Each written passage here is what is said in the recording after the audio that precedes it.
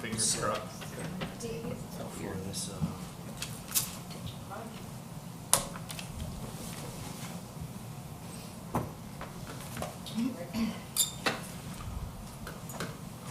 Hi, Pat. There's no more bus stop anymore. Paula's probably like, ooh, no loud noises anymore.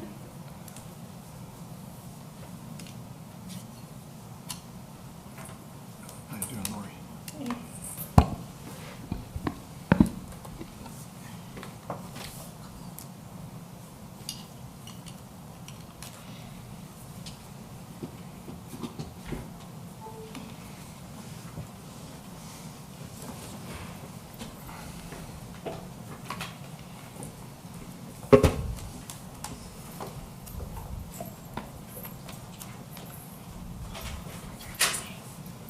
That's okay. Thank you.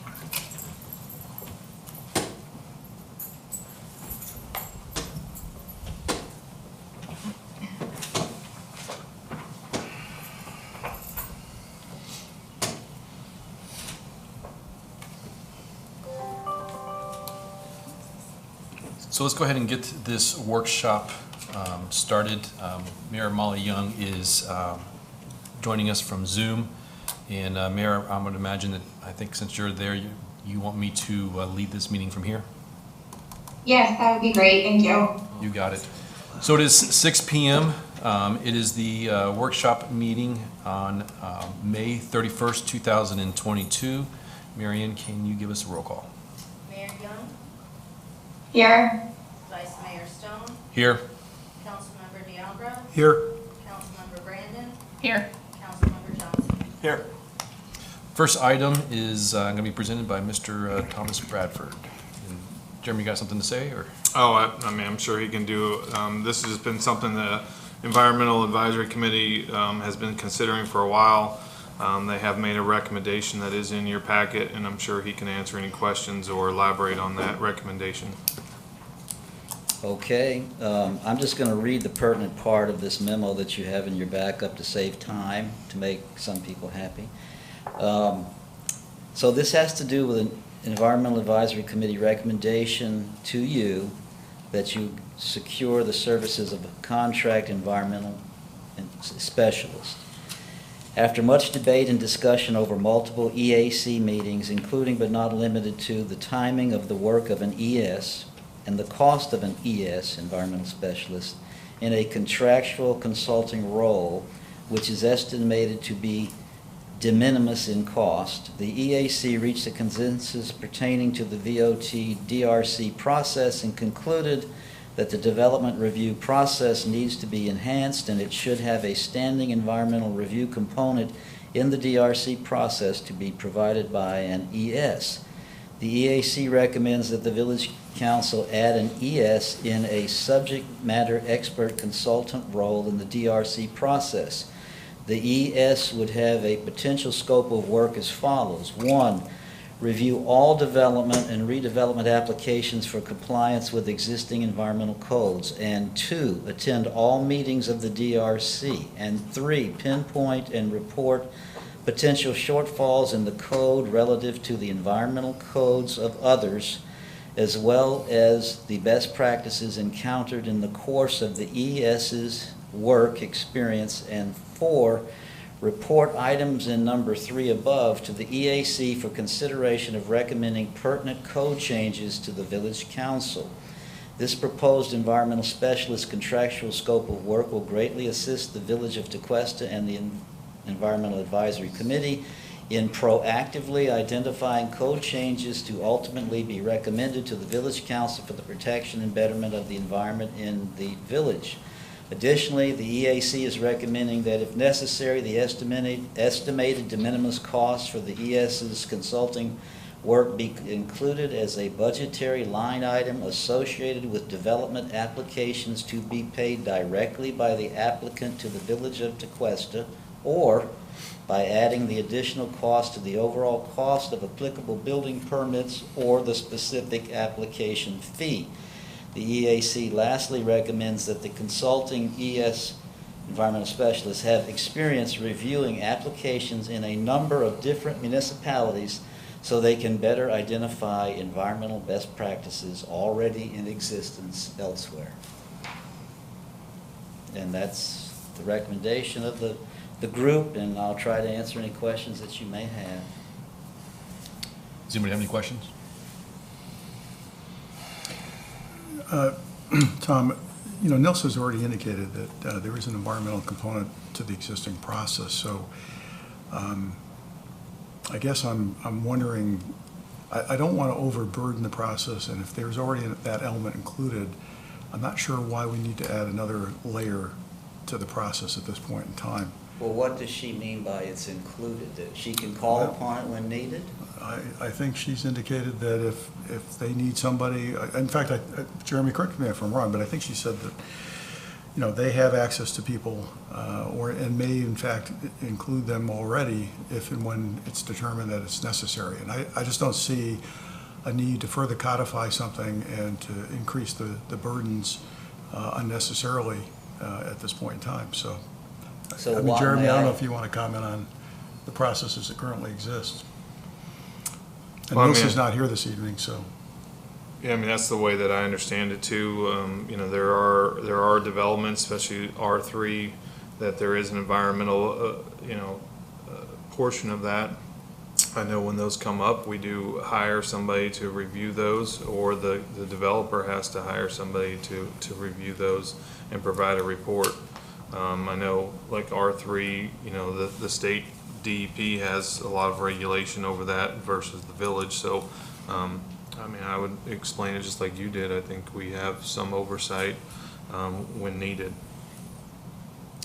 Well, in response to your concern, I would offer for your consideration that the EAC is of the opinion that the village missed the boat when they allowed the deck of concrete to be on top of a dune just because the DEP said it was grandfathered, when in fact you could have utilized the conditional process of approval as a means of doing away with that. So that means somebody theoretically missed the boat in the acquisition of an environmentalist on that particular issue. Hence, the EAC wants it to be at all meetings in the event that the ordinary and regular members of the DRC miss something that an environmentalist would in fact catch.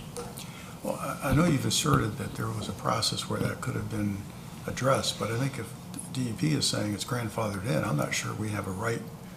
You know, this was a question that came up previously, and I asked the village attorney to take a look at this to determine whether in fact we did have a right to override. I haven't seen anything at this point in time that convinces me that we do. Well, I can further add that the DEP statutes in the state of Florida allow for municipalities and counties to impose stricter regulations than that of DEP. And so in this instance, particularly if you had adopted something in a stricter manner, which you currently don't have, you could have easily enforced the removal of that deck and the rebuilding of that dune. Right, and I understand what you're saying, if we had something in force and effect, but we did not. So that's why I'm saying the statement that we could have done something in this regard, I'm not sure is accurate. And had that been the case, and had something been in place, I suspect that Nils's group would have brought in the appropriate person to look at that and review it. That's my takeaway from it. So this stems from us not having them get rid of that deck? So No, I don't think so. I mean, that's what it sounds like.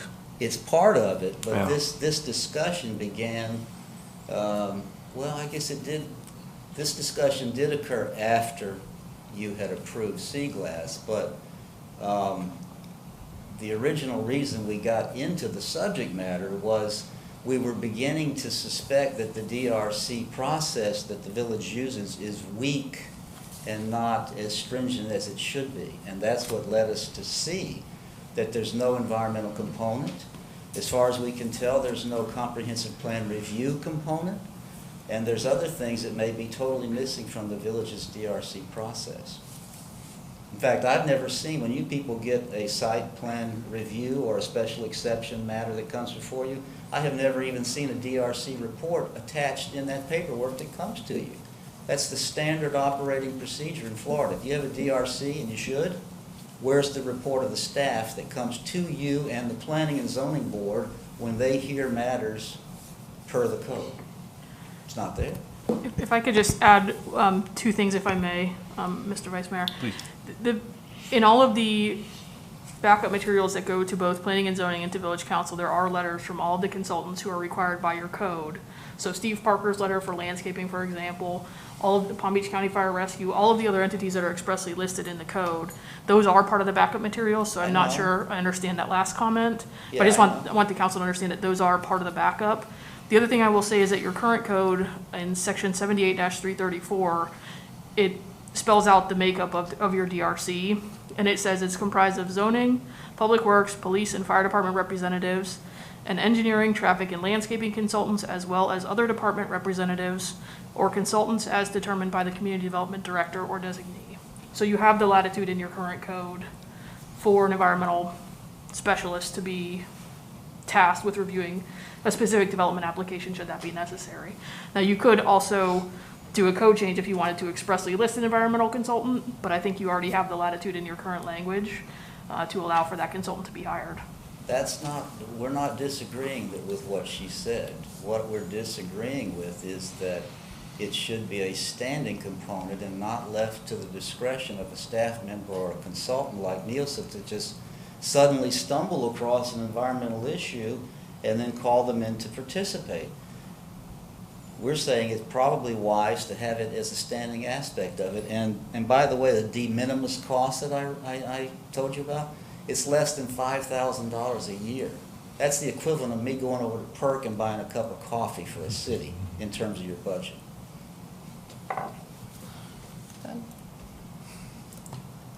So as of right now, I have no problem adding a environmental professional to the DRC team because we have so many other specialists for every other area that is a part of the team to evaluate development and redevelopment. I took some of the specific properties and zones that keep getting brought up out of the picture when I thought about this. And for the village as a whole, I think it'd be beneficial to look at making sure everything that is built or redevelopment is done smartly from every angle, whether it's fire, public works, the landscaping, the environmental impact, and then they can give their feedback. They might not have that much feedback. I don't think it's going to become as heavy as a process as some people might feel it being. As far as Nielsa, I understand that she has the choice right now to choose when she pulls someone in.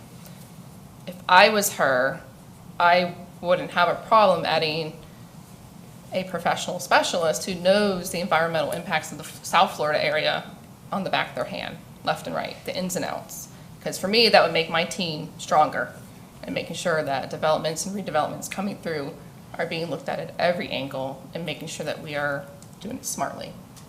So that person would be different than who Nilsa's speaking with now?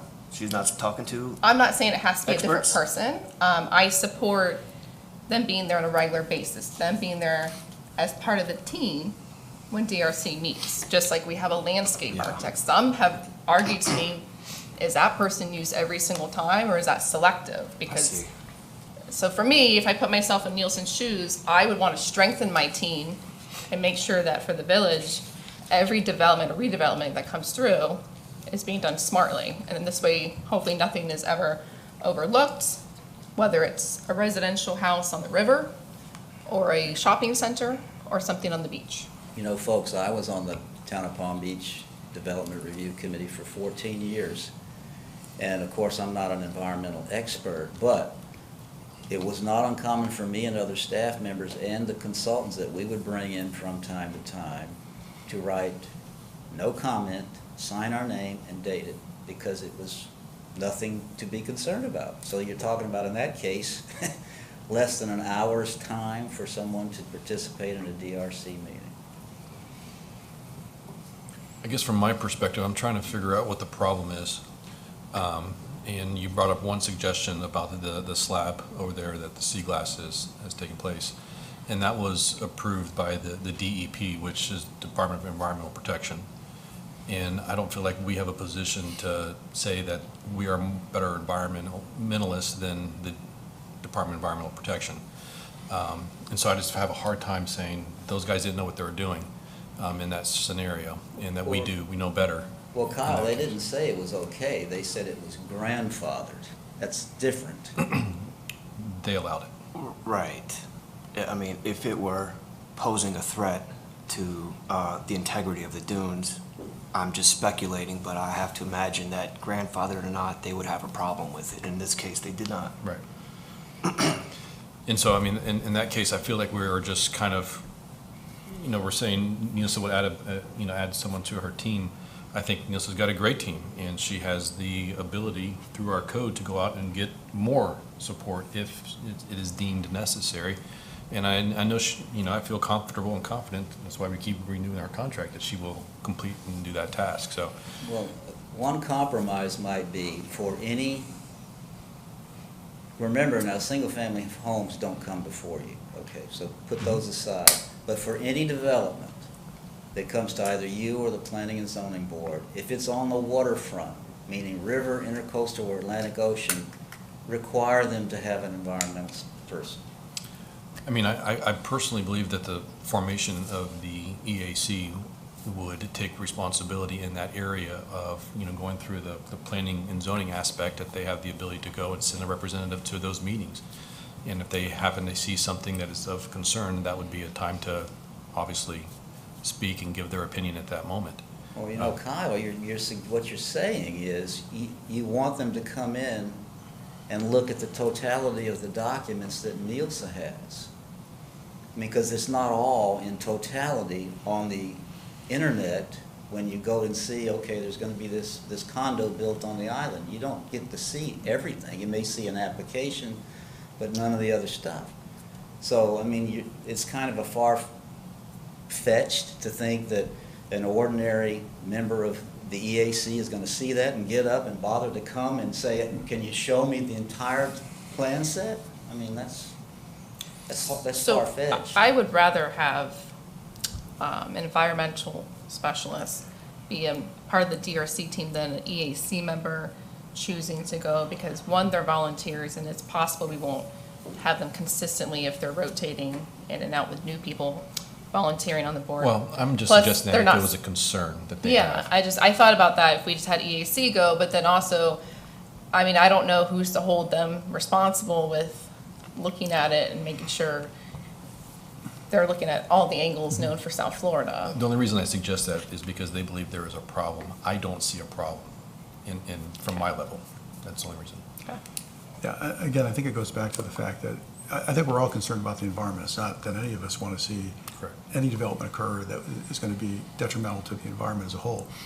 I mean, obviously, for example, we had the old Rude landscaping property, which, environmental people were brought into that, even though it's not on the water, because of the toxic nature of the chemicals that were spilled during the time that Rude occupied that space. So I think there's already a sensitivity to it. I guess I don't see a need to make it mandatory. I think the Development Review Committee has been responsive, and I think if they look and see that, hey, there could be an environmental issue here or a question, I think they bring in the necessary individual or people to review it. And I just don't see the need to make it mandatory in all cases. At this point in time, I think they've done a pretty good job of addressing it up till now. So I kind of agree with the Vice Mayor. It looks like we're looking for a solution in search of a problem, and I don't really see the problem at this point. Let me check in with the mayor. Molly, do you have any comments? Yeah, a lot of them have been brought up. Do any other municipalities in this area have an environmental specialist on their DRC team? I mean, I haven't checked. I don't know to answer your question. I guess I'd be curious about that, because I kind of align with the majority that I don't know that this is necessary at this time. I think Nilsa's team does a good job, and DEP is there to review the environmental side, impacts from land, species, all that, water. So I don't see the need, but I'd be curious if any other local municipalities have this consultant on their DRC team or not. If I could, Mr. Vice Mayor, just make one comment. In many of the jurisdictions that our firm works, the codes have the same language that your current code has to bring in specialists. So for example, if there's a dock to be installed and there's riparian rights and sovereign land leases, there's code language there so that you can bring in someone who has a technical expertise in a particular subject matter. Oftentimes that has to do with environmental issues, whether it be wetlands or, as I said, docks and riparian rights. So the language that you have in your code is fairly customary to allow for that additional technical expert to be brought on in the event that that's needed. Well, I think that there's kind of a consensus to let this go. Not a consensus, but a majority to let this one go. Mr. Bradford, thank you for your time. Okay. Number 2, Mr. Allen. So this came up a few months back, just to have the discussion. There are some other municipalities that have put together a rent cap notification. You know, as we've seen nationwide, the rents escalating. So there have been some, I know there was always at the very front of this trying to put together regulation to stop that. It's very hard to prohibit that, but there have been some cities that have provided some language that provides for a written notification if the rent is going to go up significantly. We have provided some sample ordinances for you for your review and for consideration and obviously discussion if we want to move forward with that. Fair enough. Does anybody have any questions? No questions, comments. In looking at the ordinance that was developed, I think it was Royal Palm Beach, and they talked about required fair written notice for rental payment increases for residential tenancies. I thought their language was good. The only thing I'd like to see, though, is if a landlord intends to discontinue a lease, whether it's month-to-month or term lease, that there would be a notification requirement, especially in this market, because that means somebody else, that tenant then is going to have to find another place to live. So I want to make sure that there's adequate notification for that tenant to, in fact, find another place to rent. So I would say if a landlord intends not to continue an arrangement, whether it's month-to-month or whether it's a term, that there would be a 60-day notification. And then obviously, if they're going to increase the rent by more than 5%, the language they had on page 3 in section 6.201, I thought was pretty good in terms of addressing that particular situation. But yeah, I'd like to see us move forward with this because I think under the current environment, the least we can do is provide the protection, that adequate notification to give that tenant a chance to, address their housing situation.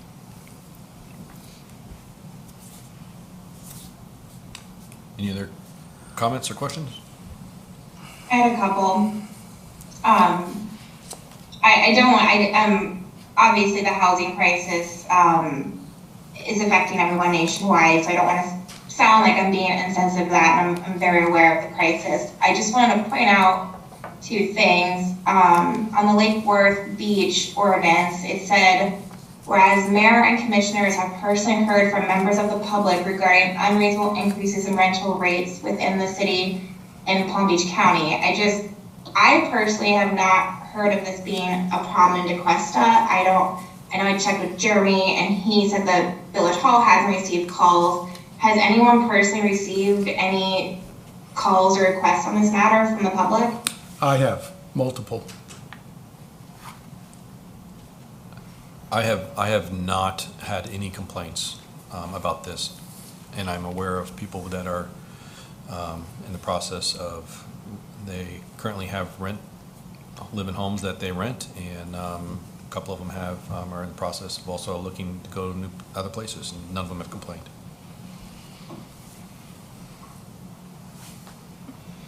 And again, this is a notification requirement, so it's not, we're not imposing rent caps or anything of this nature. This is simply saying that, okay, if you... Yeah, I understand what this is saying. And then in the Miami-Dade one, it says, whereas recently it was reported through various media outlets that one landlord in the city of Hialeah informed their tenants that the tenants' rents would increase by 65%. I just don't know if we've heard of anything like this going on in Tequesta. So I just want to make sure, I don't want to pry if it's not a problem. I do know this is a serious problem nationwide, but I just want to be sensitive. If it's not a problem here, is this the road we want to go down? Like I said, I just want to throw those two items out at me because they popped out. I personally haven't heard of this being an issue in Tequesta or have received any emails or calls or concerns from the public about this. Well, I know one of the television stations in Palm Beach County did a series on the housing situation and covered both purchasing as well as rentals. And like I said, I've heard from multiple parties that there's a concern here. And again, it's whether they are able to negotiate an acceptable rent or not, that's a separate issue. But again, if a landlord comes in and says, okay, we're not going to renew the lease, and you've got 15 days to try and find a new place to live, you're putting that tenant in a rock and a hard place. So, Did the tenant agree to those conditions? pardon? Did the tenant agree to the contract? I know of several people who have been basically forced out because of rental increases. So, But they agreed to the contract? no, they didn't agree to the contract because they got forced out because the rents went up. Their initial one? Oh, the initial one. But what I'm saying is, They didn't agree to the renewal? I'm saying what we're talking about is a notification on renewal, and if it's a rent increase more than 5%, or if they intend for whatever reason not to continue the lease forward, this simply gives that tenant an opportunity to look for alternative housing within a reasonable time frame. And so I don't think this puts a hardship on the landlord, but I do think it provides a benefit to any tenants. And like I said, I've heard from multiple people that this is an issue, or has been an issue in a number of circumstances. So again, because it imposes no hardship and because it's a notification requirement, I think this would be a plus for the community and for people who are renting within Tequesta. There are already state statutes talking about notice for not renewing a lease. You can't just let them know the day before. That's in state statutes. And those those notifications vary whether they're going month to month, quarter to quarter, or year to year. So you're not, the state statutes are in place so that you cannot essentially make somebody homeless tomorrow, right? So I mean, that's not even a question. You cannot not renew a lease. But you're right, there is, do we do the same, do we put the same rules in effect for increasing rent? I don't think that's this, I think that's apples and bowling balls. I don't think they're in the same ballpark. Well, again, I think it's a matter, if you're increasing rent 30%, that has the same effect for some people as saying. Yeah, that's fair. And again, it's a matter of how much time, like they're saying, they're talking, they do reference, I think this was, which one was this? Royal Palm Beach, they talk about 15 days notice from month to month, but that doesn't give somebody very much time to try and find a new place to live, especially in this environment. So again, a landlord has a pretty good idea, I think, in advance as to what their intentions are, in both in terms of the rent as well as whether they intend to renew, and all you're doing is giving the tenant an opportunity, a fair opportunity to either negotiate something and agree, accept it, or if they choose not to, find a new place to live. I just think it's again, it's a notification requirement. It's not imposing a restriction, doesn't prevent them from raising it, doesn't prevent them from terminating the lease, but it gives that tenant some reasonable notification so that they can make alternative plans. How would something like this get monitored, and what is the impact to us to monitor it?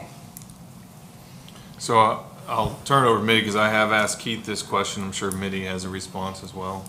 Yeah, so that's where this becomes a little bit of a process to work through.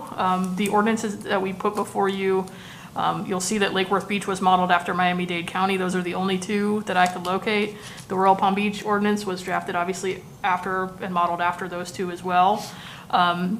Nobody has gotten to the point of enforcement yet. However, the way that these are drafted is that it would be through code enforcement. The tricky part there is that these are private documents that the village doesn't have access to. So it would typically, I would expect that it would be complaint driven, and it would be a tenant who comes and and asserts that there's a violation of the village's ordinance, and then provides the proof that the village code enforcement staff would need to bring a case forward. But I will tell you that this is a newer thing, so actually seeing it play out, I have not seen yet.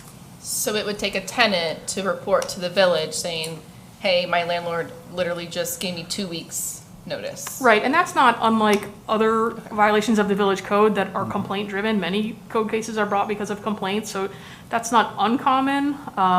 But you know, in a normal, like somebody didn't mow their lawn, the village code enforcement officer can go and witness that himself. In this case, the tenant would have to provide the documentation because we don't have access. We, the village, don't have access to private contractual documents. Gotcha. So it can be done, but the burden is going to be on those who are complaining of a violation of village code.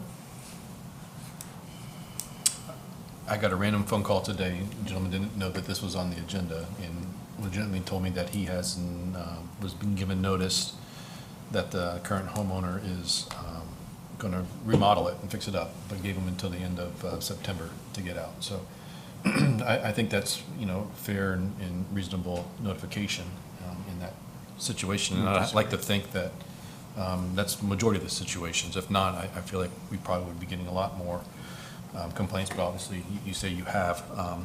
I have. And based on kind of the ability to enforce it, I mean, I'm not in favor of going down that road either. So, Lori, do you have any other? Yeah, so the only part I really sit with considering is the time frame of notice. And it's mostly in relation to the world that we're in today for both sides. One, the availability of finding another rental, even if it's in another town. And if the person decides, hey, maybe we do want to maybe buy a small house, the availability and the chance of winning a bid these days is very rough. Also, I've rented in my past, and it is scary to be told, let's say 1 month before your lease is up, we're gonna double your rent, whether you can pay it or not. That starts 1 month for you to start searching and reviewing other places to live, plus time to pack and move. And if you have children in tow, that's a whole other story. If they're in school? So I would be eager to look at like a 60-day notice out of respect, because yes, I know I spoke to several landlords in Tequesta, and the majority of them are good people, and they don't just do what I think is happening in Jupiter, because there's been reports of it where people literally have 2 weeks to leave, and then there's people on mom groups saying, help me, I need to find somewhere literally now. So that's really what I like to avoid. I don't know if we need to put it in place, but that would be the part I would be mostly supportive for, is just making sure that our residents, who even are just renters, have at least 60 days to figure out a plan and get going. Because again, once you get through those first 4 weeks, they go by fast. And then you have the next 30 days to set up. And then when you do pick a place to move, you usually don't start within 30 days. You have to set up your first, last, and security. And I think 60 days is a fair amount. And that's all I'm advocating. The time frame of notice. Yeah, and either due to termination or due to a substantial increase in rent, which some people can't afford, so they, in essence, know they have to look elsewhere, so. Sure, and it's very possible to be another town, but again, that means they have to go to that other town, start searching. They most likely work Monday through Friday, so they only have weekends. Just when I've been in that position in my past, it is very time consuming, and doing that in 2 weeks to 30 days is a lot to achieve, especially in this market that we're in right now. I too have rented, and I remember when I was renting, I was on my toes constantly, waiting for this. So I was ready. I feel like this could be, it could set a precedent. What happens next? What else do we start enforcing when it comes to landlords and their tenants? I think this is overstepping our power to regulate here. I'm not for this. I completely agree with you. Mayor Young, do you have any other comments? Yeah, I think I would be in favor of not totally scrapping this, but closely monitoring the situation. And if we do hear of this becoming more and more of an issue in the village, then revisit it. There we go. Fair enough. So we'll monitor. We'll monitor. Good. All right, let's move on to number 3. Mr. Allen. Well, this is another one that I can introduce, Mr. Bradford. We, last year in our comprehensive plan, we had an initiative to explore undergrounding throughout the village. Staff did undertake that with FP&L and Kimley Horn. We got an estimate of $26 million throughout the village. Basically, you know, very tough ask for the village to go through. We will continue to look at grants. In the meantime, Mr. Bradford has a lot of experience in this field, has offered to assist the village in an analysis of some undergrounding, at least in the country club and maybe additional areas in the village. And so with that, I hope that was a good enough intro for you, Mr. Bradford. That's fine, Jeremy. So let me start off by saying a few things, and then I will proceed assuming that you've had an opportunity to read the report and let you ask questions. So I've been doing this now for 19 years, and I can say to you the following, that I have never met a single person who is opposed to undergrounding. I have, however, met a few people who are opposed to paying for it. The other thing, too, is that I can tell you with all honesty that this July will be my 36th year of living in Tequesta. And many times over the years, Pete, you know, remember my original career was in West Palm and Palm Beach, and then I came here in 1986. So I had all these contacts in the central part of the county, friends and co-workers and stuff, even though I moved up here, where even to this day, a lot of people don't know where Tequesta is when they're from that part of the county. So I would be, you know, at a social setting, or I might be at dinner or whatnot, and somebody would say, "Hey, Tom, where do you live again?" I'd say, "Tequesta." They say, "Oh, I love Tequesta. It's green, it's got the water, it's quiet, it's safe, blah, blah, blah." And my wife and I were looking at homes, and we really liked Tequesta Country Club. And there's great deals. This is before the pandemic. Great deals, and so on and so forth. And you know, if we could, for $100,000, we could make it modern on the inside and do all these things, but we didn't do it. Why didn't you do it? My wife wouldn't let me be where there was overhead on utilities. I mean, and so I recently went back and went every street on that peninsula except in the Martin County part.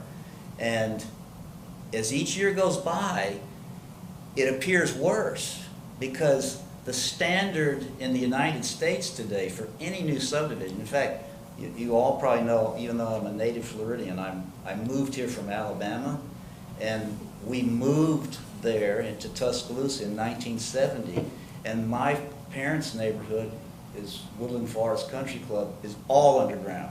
So even back then, the standard was starting. And so, because it's so ubiquitous today for undergrounding, for new subdivisions, when you pull into a neighborhood that has overhead lines, it's like shocking.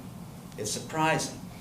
And so I wanted you to know that I've heard that many times in the years that I've lived here from people that think that'd be great, but they do get scared by the utilities that they see overhead. So let me just say this, and then we'll get to the Q&A. So after I concluded the report, I wrote, you know, there's little doubt that converting your overhead lines to undergrounding can be done. And it's, you know, the improvements would be safety, reliability, and aesthetics of the service. It makes no mistake, it's expensive. And only the village council and your citizens can answer the question, is it feasible? I can only tell you that it's doable. Can be done. It's too early. I'm sure you're all thinking, well, okay, well, how much does it cost? It's too early to tell you that, and I'll get into that as we go along. You may, you know, what we've always used in Palm Beach and other places where I've dealt with this is the adaptive management concept. I mean, so most places, they'll do the whole city, not just one neighborhood, but they'll do the whole city. And so as each phase is done, you learn and you get better and you know the nuances of that community. And it like I said in the report, it becomes an assembly line process. You're actually starting on, you start phase one, and now the construction starts. You're already starting doing the design and everything else for the next phase. So it just keeps going constantly. And you stay with it as long as it can be dealt with by your budget. It may come as a surprise to some of you that it is not feasible to let the utilities do the work. It's more expensive, it's a coordination nightmare, and every single project I've ever done, it's always less expensive if the city oversees the work with its contractor. Now let me make sure you understand what that means, okay? So when I put in an electrical system that FPL will take over when the project is done, and they will own it and maintain it in perpetuity, not the village, not the property owner, they own it. You pay for it, but they own it. Everything that goes in meets their standards. They have to approve it. Much of the equipment is bought from them, like a transformer. You can only use the transformers that they allow. That's it, period. But you know, typically FPL's workforce, not the office workforce, but the field workforce, they're unionized. Their rates are much higher than what you get in a competitive market in Palm Beach County and elsewhere. And one of the things that I hope became noticeable to you as you read the report was that this is a potential opportunity of great importance. And by that I mean, I recall that Anchorage Point, an unincorporated part of the village, at some point let you all know they wanted underground utilities and they wanted you to do it. I don't remember who they wanted to pay for it, but this is a fantastic opportunity if you go down the grant process. I say in this report to you that Congress Infrastructure Act, I can't remember the name, one of the reasons they did it was they saw what happened in Texas with that winter storm where it wiped them out for a long time. That, plus resiliency because of coastal sea level rise and so forth. It's there. It's there for the taking. If you apply for it, you might get it. So imagine if you were able to do Bermuda Terrace, Anchorage Point, and Country Club Point and Tequesta all at the same time, and potentially none of it would be, you know, the grant would theoretically pay for it. It's an opportunity that I don't think you should let slip away. In fact, you might even be able to do the entire village with this kind of grant money. You saw where we got, in that report I wrote, $8 million from FEMA for the town of Palm Beach. Now, they had a condition that you had to do it all in one phase, and apply all the money in one phase, and $8.5 million was more than a typical phase in Palm Beach. But we did it, and they got the money. So what I'm trying to tell you is, this is bigger than just the country club if you think about it, okay? But if you only, you know, I've done numerous projects, including in Palm Beach, where just a neighborhood was done, or a street was done. And then eventually the community said, okay, this is stupid, let's just do the whole town. And that's what we did. And so it's not unusual if you only want to do the country club, or you only want to do this neighborhood or that. But, you know, I guess you could argue that there's economies of scale, and the grant monies would probably, you know, smaller projects that would just think that's not worth us granting money for that or something. But it's important. The other thing, too, to keep in mind, and then I'll keep quiet and answer your questions. A lot of the economists are forecasting a recession. And there's a quote that I got the other day. It was, see if I see the date on it. It's May 25th. So this guy, his name was Mark Zandi, chief economist of Moody's Analytics. Here's his quote. If there is a slump, Zandi reckons it will start at the end of the year and last 5 or 6 months. The economic output will probably fall by 2%, 3 million jobs will be lost, and the unemployment rate will rise from April's 3.6 to about 5%. If you are able to do a competitive process right before a recession or during the beginning of a recession, your construction prices will drop precipitously. You will be stunned at how much money, when they start going hungry, that's when your prices go lower. And by the way, you want somebody that's got experience in underground. There's a lot of firms, there's Pike, Wilco, there's one in Broward County whose name I'm forgetting, and then there's one big one here in Palm Beach County, is Burkhardt Construction. So, you know, so in order to give you a price or a cost estimate or anything, you know, I got to know how big are you going to do this? Which neighborhoods are you going to do? And if then using the country club as an example, I need to know how many houses you have, how many vacant lots there are. I need to know, you know, you've got the 2 pocket parks plus the boat ramp. And then you've got some problems I noticed that I wanted to share with you. So do you know where Tequesta Circle is located? And if you, from about the western edge of Tequesta Circle, if you draw a line from there all the way to the sign when you're driving south in Martin County on Country Club Drive, and you come in and it says welcome, from Tequesta Circle to about there, the whole backyard of all those houses on the north side of Country Club Drive have overhead lines. Some of them have both, front yard, overhead, and backyard. But the point is, the other side of the easement that those lines are in is Martin County. Okay, so the question, to give you an example, what do you do there? If you bury them, then the half of the beneficiaries aren't paying for them because you can't currently have extraterritorial powers to make them pay their fair share.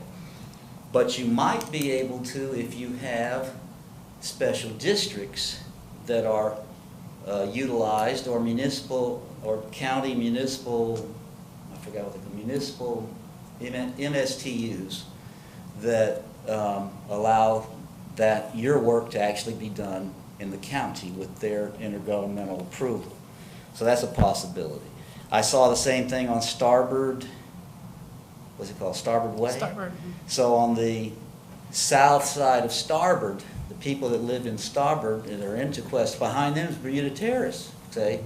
So right off the bat, you can figure out that there's some places where it would be great if you did more than just, say, the country club, if you could get some of these unincorporated people to come in. And then, of course, I went down to Rio Drive, or whatever it's called down there. And these are beautiful homes, and they've got these ancient third world overhead utility in their front yard. I mean, I just don't understand it. I mean, but I do understand why they ask you, because we want our utilities buried, because it's just blatantly obvious, and it's ugly. So I'm going to stop. I mean, well, I can go into anything you want to and answer any question you have about anything. And one last thing, I highly recommend that you get Mayor Dan Comerford of Jupiter Inlet Colony to come to one of your meetings and to tell you about how they did it in Jupiter Inlet Colony. Now that, I think they're a little bit smaller than the country club, but it'd be similar. You need to hear him. He and I spoke around the state of Florida before, even in Walton County once together. He's fantastic. I mean, he's an excellent speaker. And I would highly recommend you have him come. I'm more of the, you know, the planning and the nuts and bolts type stuff, but he can tell you from your own perspective what they did and that it was, you know, for them it was successful. So I'll stop and I'll answer any questions you or Molly or anybody has about anything. Any questions or comments? You want to go first? I will. Yeah, I mean, if we were going to embark on this, which I think is very desirable, as you already indicated. What was that? I said if we were going to embark on this, which I think is very desirable, I think we need to, you can't just, as you said, you can't just do the village of Tequesta. You've got to look at the unincorporated pockets that we've talked about for annexation purposes, because they, you know, they are woven within the village, like Bermuda Terrace, like Anchorage Point, like some of the other locations, and they all have to be addressed if you're going to try and create an overall environment, an ambiance that says, hey, everything's undergrounded. So, and I don't think we should just be talking about the country club. I mean, that's only a quarter of the village, and if that is the approach you take, I think you're going to have some real resentment on parts of the rest of the Tequesta village. So this is going to be a village-wide initiative. I think you've got to, again, hit those annexation targets as well.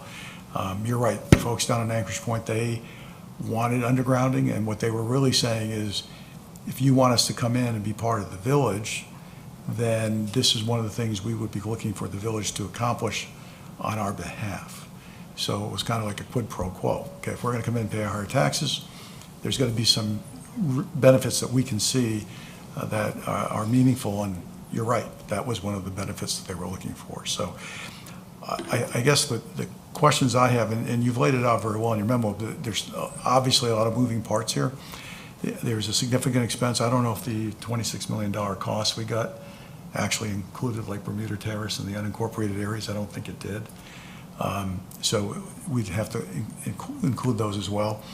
I do think going after the grants with the infrastructure bill, we did it with the bridge, and we had some success in doing so, although, as Mayor Pat Watkins knows, they forced us to bring in an external engineer who basically added probably some $600,000, $800,000 to the cost of the project, but that's something we could address. But one of my concerns with the infrastructure bill is how much is really going in infrastructure. I mean, it's kind of like when Obama passed the last one, he was like, well, a lot of those shovel-ready projects weren't as ready as we thought. Well, ours was, and we had a successful project.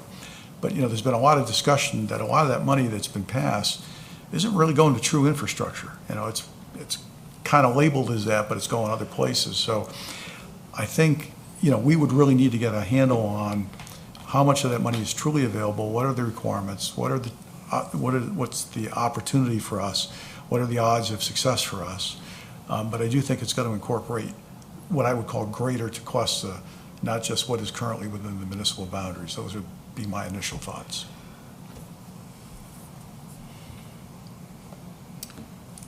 I do like that you said this is a very multi-layered, complicated concept. There were things that came up from residents when FP&L came in and did a pilot program.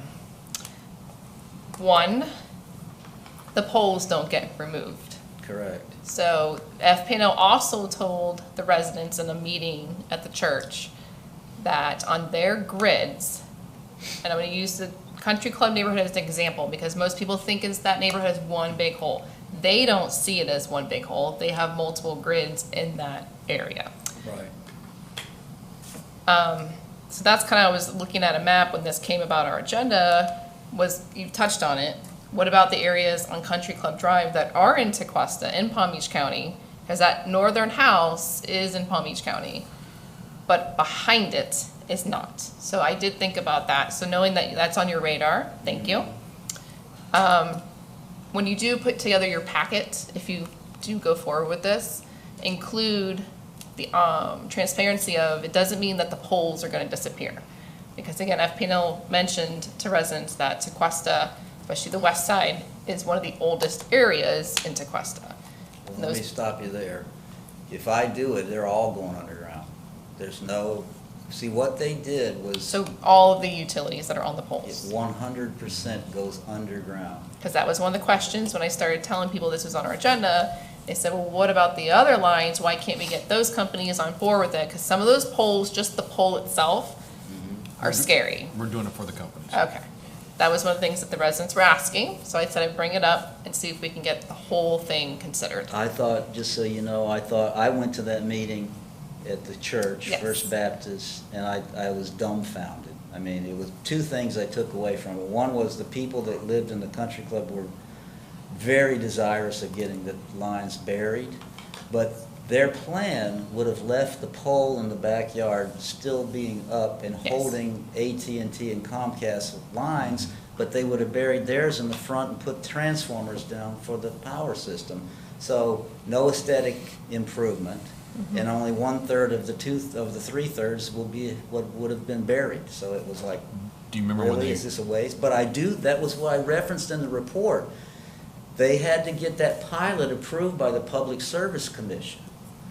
And you know, it's possible that I could get that money that they allocated for Tequesta, which they never did, for them to contribute to the undergrounding of the entire country club. Okay. The other thing that kind of came up, again, it references that pilot program. Obviously, people say how much, if we're gonna have to pay for it. I don't have that answer yet. The question of, would it be divided up amongst all the taxpayers or just the area getting it? And then on top of that, again, going back to the country club neighborhood, some of those residents said, well, if it was just done in the country club and we split it amongst just those residents in that neighborhood, do the people that already have the underground get included in that? Are they exempt? So then that shrinks your dividing amount. Those are some of the questions Yeah, that. well, I can answer them pretty quickly if you Okay. want to. So,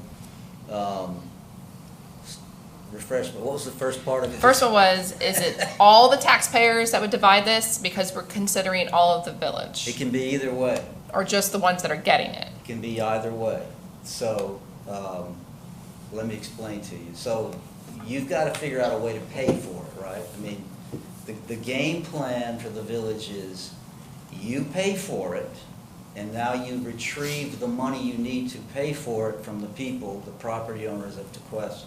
You have two choices: general obligation debt or revenue bonds. The revenue bonds in this case would be by way of non-ad valorem special assessments, whereby Tom Bradford, who lives in Tequesta Pines, is not paying for what you're doing in the country club. For example, Sure. most of those people that live in the country club today have, which was the impetus for this whole thing to begin with, you have on there that sewer project from the Loxahatchee River District from like 20 years ago. So that's like $700 per year per home that's on your tax bill. That goes away. Well, in November of 2022 is the last tax bill you'll receive with that charge on it, which is the opportunity now for Tequesta to think about doing this, because there's that delta there for tax purposes. And then, by the way, it's also in Country Club Point, is that same sewer assessment. I think it also probably means that Bermuda Terrace and Anchorage Point have the same thing, if I remember correctly. So when you do, but let me explain to you what we did in Palm Beach when they finally decided to go to village citywide. Okay, so we'd already done neighborhoods, right? Entire neighborhoods, Everglades Island, condominiums. We had done that, and we would assess the beneficiaries through non-ad valorem assessments on their tax bill. And so what we had to do is that what they did was they did a general obligation bond. This is the hybrid I mentioned in the report.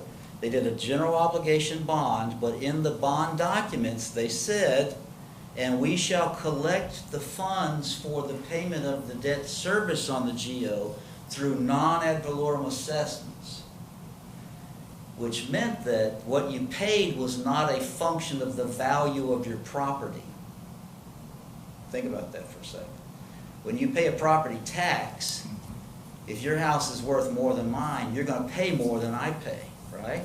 So that they got the lowest possible debt service cost was general obligation, but they said in the title of the document, and to be paid for with non-ad valorem assessments. Now, if the assessment process failed because they did GO, then the full faith and credit, and it could have been placed on there, but, you know, that's never gonna happen in Palm Beach.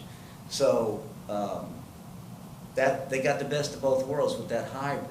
But forgetting all that fancy schmancy stuff, you can either do an entire community and they all get to vote on the general obligation debt, or you can do special non-ad valorem assessments and only the beneficiaries pay. Gotcha. And in regards to the sewer project that is still on the tax bill for a short amount of time, I will be looking to see how that cost compares to this projected cost. Right, I am going to exactly. be sensitive to the amount that it's going to be. I don't know if it'll match the $700 that is currently on there, or if it'll be higher. I am going to be sensitive to that. Yeah.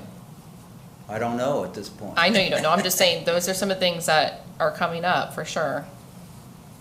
And I think that was most of the comments always relate to the pay. Oh, the other one was, it's been very clear that FPNL's goal is to get Florida underground. So the question came up, is Tequesta going to do a bond? Or are they going to pull a grant? How are they going to pay for it? If the residents chose to pay for it, let's say do it through an assessment, and then FPNL comes in a few years later and says, we were going to do it anyways. So I'm just, Well, something to think about. it's something to think about. I'm not saying they're going to come in a couple years and do it, but. See, historically, like I said, I've been doing this for 19 years. When I first started doing it, FPL's posture was, we are an overhead utility, okay? And so therefore, if you want undergrounding, you've got to pay for it.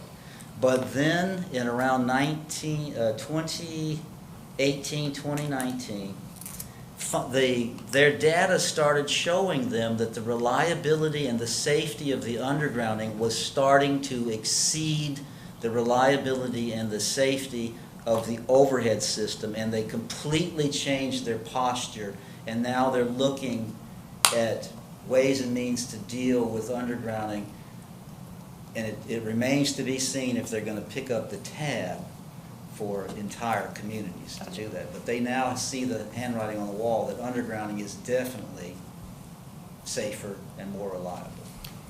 It's my understanding that FPNL has not committed to burying that. power lines underneath for residentials. It's more, I guess, some of the main lines or something associated with Like that. the main ones coming in, I get that. Yeah.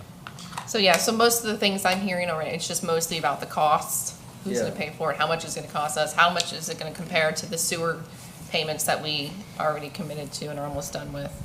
And just to clarify, this is just to have you look into it and pull the information all together and button it up, yes? Well, I'm worried about, so regardless of who does this, Uh-huh. okay, this timeline, I mean, I think this gentleman is correct. There's going to be a downturn in the economy. And the faster you guys can go, the more likely you'll be able to go to market to secure construction services at a time where it's beneficial for you. There's a lot of, I think I told Jeremy the other day that, you know, to do this cost estimate is 4 to 6 weeks. I mean, because you got a lot of data acquisition, Sure. you'll see somebody driving all around looking and so forth. Okay. I don't know if y'all are aware, you can get, when you say 26 million for the whole villa, that was probably an FPO ballpark estimate. That's free, okay? But don't bank on that number, Right. because when you want real numbers, you have to give them a engineering deposit. And the downside to that engineering deposit, even though it gives you a real number, you know, it's only what they charge, not what the other utilities charge, which is typically about 1/3 of the FPL cost. So, but that's neither here nor there. But the point I'm trying to make is that time is very important in terms of doing this at a time where it's beneficial for you and the people that end up paying for it. Okay. Aaron, you got any questions or I do comments? not. Everything, sounds like everything's been covered. I'm good. So question to you, if a resident's home is not up to code electrical wise, who would be responsible for that portion of the project? Would we Well, need to bring them up to code at that point? When you talk, are you talking about the wiring inside the house? No, I'm talking more of the box itself, where box the and power the- comes into the box.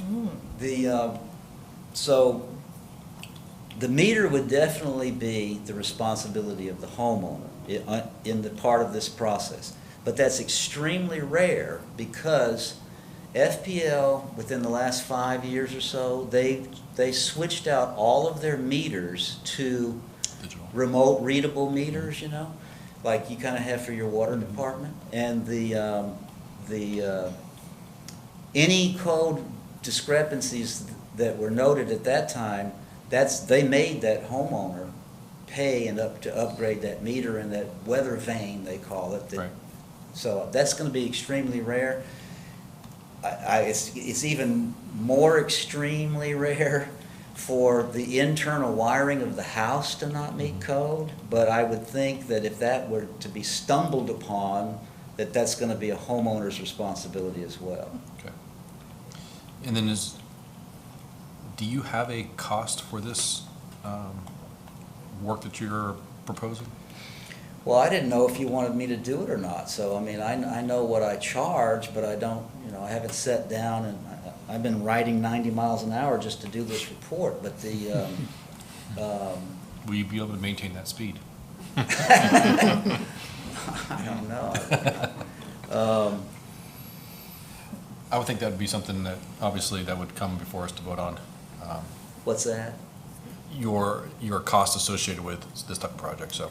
Yeah, I'd have to You don't have sit to figure it down out now, I and figure get that. out how many hours it would be. I mean, I know what my rate is, I just have to figure it out, put it on paper. Mary Young, do you have any questions?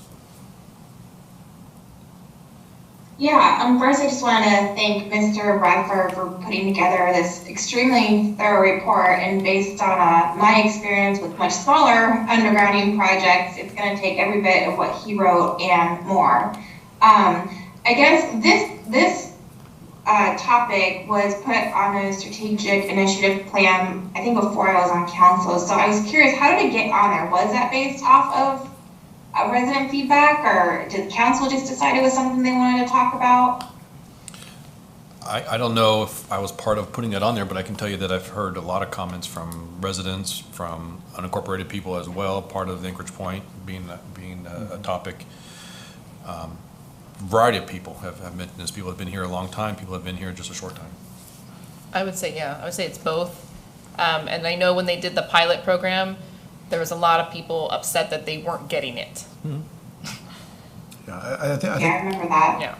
I think there's been a strong desire, both from a reliability of the utility as well as, again, from a visual standpoint, to move forward with undergrounding, and I think that was the basis for the addition to the strategic plan. I do have. Go ahead, Molly. I'm sorry. No, I was just, do we think we need to go to the public first to make sure there is a consensus? I mean, I think it'd be a great improvement to the village, but I just, I wasn't sure if this solely was put on there because of public input or a combo of heard from some people, council thought it was a good idea. It's a really, really big undertaking, and it's gonna cost a lot, so I just didn't know if we thought it was important to take this out to public again to be sure it's something the community wants to move forward with. Well, Mary Young, we do have a public person here that would like to make a comment, so would. Great. I'm sorry. Pat Watkins, 167 River Drive. This may be of absolutely no value to you, but to give you some historical reference, and here's history repeating itself. Bill and I have lived in the country club since 1981. We were unfortunately there when the sewer project went on. It was a nightmare. But at the time, we considered, or at least the village offered the idea of, do you want the utilities put underground? So what the country club did, they had block captains. We went to every house in the country club, and I believe at the time we were at 598 homes. It was overwhelmingly no because of the cost. So it's just, this has happened once before, and I just felt obligated to let you know. Do you remember what that cost was? I don't, I'm too old. I want to say it was equal cost for the sanitary. It was some, sorry, it for was the a similar sewers? cost as Well, bearing the the sewers down, I sewer. did actually go just hit the property appraiser's site just to see. I did look for properties, currently was 801 and change. Yeah. Thank you. I do have a question for y'all. Okay, if I do this, do you want me to do Country Club only? Or do you want me to do Tequesta Country Club Peninsula only? Or do you want me to do the entire village? What do you want to do? I would say, in my opinion, I think that the focus would be all of the village of Tequesta, and you would want to utilize any grants possible through the federal government to accomplish that, while also using it as a hook for unincorporated areas. So, if that's possible. Yeah, and I'd already expressed that. I think it has to incorporate the greater Tequesta area, meaning unincorporated as well as incorporated. So I agree with that, but I would ask you if it'd be possible to take those numbers from the entire village area and have them still grouped into the sections that would need the underground, because I can see it be a possibility if the people as a whole didn't want to do it, but maybe one area wanted to do it, they want to know what that number is. Because again, for me, all I hear is how much, how much. So I have no problem even asking the public again, but I guarantee they're going to say how much. Yeah, well, what about the unincorporated areas? I mean, I wouldn't hate not having a number for it. I'm not saying I'm going to have our people pay for it right away, but I would say that the people, I would recommend the residents of Tequesta pay for it unless the unincorporated area, the enclaves, had already annexed into the municipality. and you made a good point earlier that some of the power lines, like on the north side of Country Club Drive, it splits into 3. So I would need that answer from the FP&L aspect. How do they separate that if we didn't do going into that northern area that crosses into Martin County? Like is it possible for them to split that and cut it and then stop it at our line? Mm-hmm. If that's not possible, that's another discussion. Yeah, and when you do those things like that, that increases cost, because there's got to be a termination point and a start point that has to be borne by the requestor, meaning. And I'm not looking at their grid, because I just know, learning from them from the pilot program, that their grid is not what I thought it was. Right. So I would need those answers to make those decisions. Well, the other thing I would do, if you, my recommendation is that I know you have some grant writers. I think you ought to ask one to give you some preliminary info on that infrastructure stuff to see, because that's, if you could get it for free, I mean, it would be the most unbelievably fantastic thing. I think if it was free, people would be like, yes. Yeah. I mean, we're paying through it for our federal taxes, but it's. Nothing's free, yeah. I know, I'm just saying. So, yeah, I'd do that, and I'd have Dan Comerford come and talk to you. So anyway, I'll look.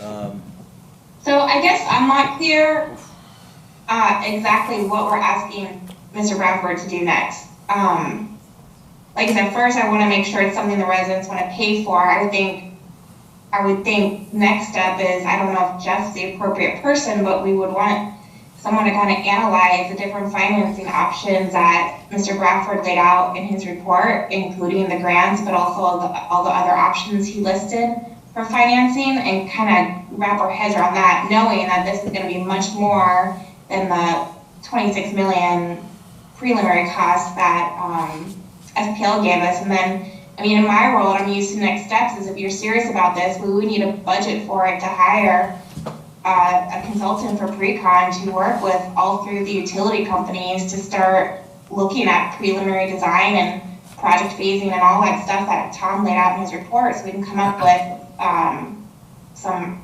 early budget numbers to see if it's feasible. Well, I think I think it's clear that people are interested. I think what Lori indicated was, we need to go to them with a cost ultimately. So I think what Tom is proposing here is that we engage him to do a preliminary assessment and analysis to get a better handle around the costs and some of the other elements. As he said, if we do go into recession, and it's very likely the second quarter may in fact show that we are in a recession, and with interest rates rising and an expected downturn in economic activity, you may have a window of opportunity that might be beneficial in terms of trying to move this forward. So I think, correct me if I'm wrong, Mr. Bradford, but I think you're saying, let's go through this analysis process. We would need a budget from him as to what that might cost. And then when he comes back and we can look at that, then, then some of the steps you're mentioning would be follow-ons. Is that an accurate statement? Yeah, it's fairly accurate, what you just said. It's just a lot of work is all it comes down to. It would be. But, and it doesn't cost a whole lot of money to go through the Competitive Consultants Negotiation Act to pick the engineering firm you're going to use if you use it. The sooner you can get them in here, the better. They can pinpoint problems that may be out there that I haven't seen yet and so forth. I'll sit down and so what we're talking about is me coming up with a proposal to give you preliminary numbers on what it would cost. And is that right, Jeremy? Is that what you're thinking right Yeah, now? and then I would say, just because I've looked at this with Kimley Horn, I think the same as far as what are our next steps and break that down for us. And then, of course, if we need to go find a cost for that. But I think it's important to not only if we know that we're going to, engage you for $20,000, how far will that get us? And then what would be the next step? There's going to be points along that council is going to have decision points to make for the next step. And so if it's a $5,000 ask, it may be something we can swallow in the budget, but if we're talking about $20,000, we're going to have to go, we're going to have to do some kind of budget amendment or something more significant. So I think that's important for council just to see what the scope of work is and what are the next steps. And Keep this in mind. Palm Beach started off with baby steps. We did neighborhoods. And it became so popular and so stunningly different than the overhead lines that it was just like a groundswell of, look, let's do the whole town. I mean, it became obvious after a while.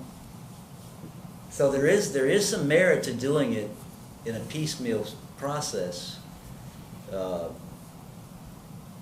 In other words, you don't want to bite off more than, you only want to bite off what you can chew. You don't want to do too much. what was the overall project? I remember hearing it from town of Palm Beach. Sorry to ask questions. Yes, 120 million. And there was a difference of opinion between me and Kimley Horn. I had originally said it was 99 million, and but what they didn't know was that 2 years prior in the capital improvement program, I had taken where they had paid nothing for pavement. I had put 500,000, and then in the second year I made it $1 million for paving per year, and they're very spoiled in Palm Beach, so they want their roads repaved every 10 years instead of 15 or 20 like most do. But anyway, so Kimley Horn included the paving in their estimate, and mine knew that the paving was to be done through the general fund, which was a public works function in the capital improvement program. So I had said 99, they said 120, then I said it's here, and to my dismay, to this day, they continue to assess people for the cost of the paving that they were originally paying for in the general fund through their taxes. So I didn't want to do that, but that's what they've ended up doing. So anyway, mine was 99 plus general fund pays for the paving program, and they said 120 all in. And and I should have said that the cost of the paving for the program was 11 million. So 99, I was at 121 if you had the paving, and they were 120. And that was like, a 5% differential in total. Long answer to your question, sorry. Brought back memories. So anyway, yeah.